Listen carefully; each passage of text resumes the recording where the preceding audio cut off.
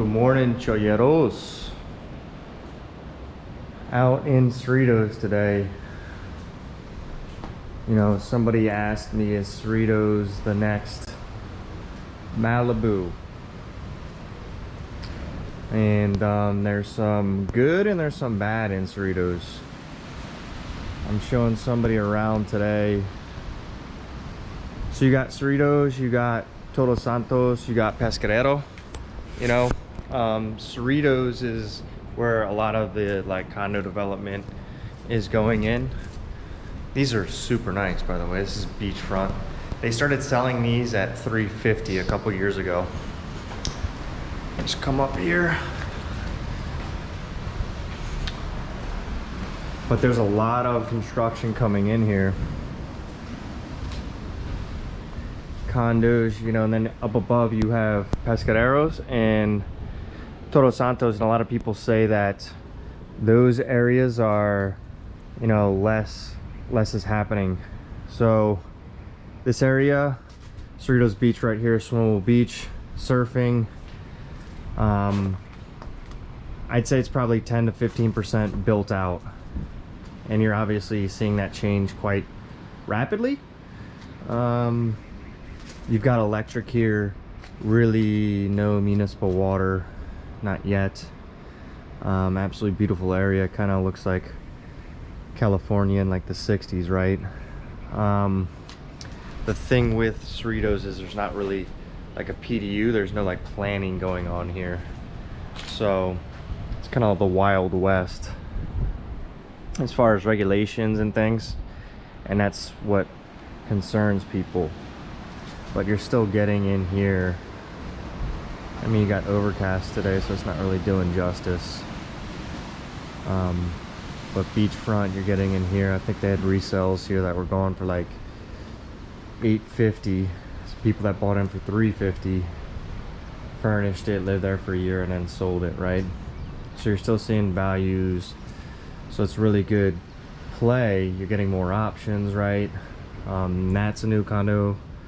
That's a new condo. We actually sold one of the units in there. There's another community over there that's going. Obviously new construction right here. That's new construction. I think Pescadero and Todos Santos on the other side is going to be more, I don't know if I call it sustainable, but you have more backlash from locals about building coming in. It's more like preservation, I would say.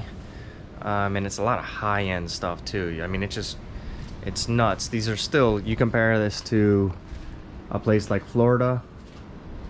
Don't even get me started on HOA costs in Florida. But you compare this to like Florida or California, and you just have, you know, you have a paradise, right? This guy's whipping through on a four-wheeler. You know, the cost here is gonna be much less. You also have other things like, let's say you're 65, you got money. A lot of people here are like investing for like a vacation home, but let's say you really want to like live here full time. You're 65, you know, the older you're getting, the more you're worried about health concerns. You know, let's say you're living right here, you got a heart attack, right? You know, like you're in Cabo, you take your pick of hospitals, blah blah blah. You know, where are you gonna go to the supermarket? You know, they got a supermarket coming in, but it's not like going to Costco, it's not like going to Fresco, it's not like having a Walmart. So your conveniences are definitely less here, but the upside is like, hey, this is kind of like a rural paradise, you know, that's getting to be, you know, it will be Cabo, right? So it just kind of take your pick.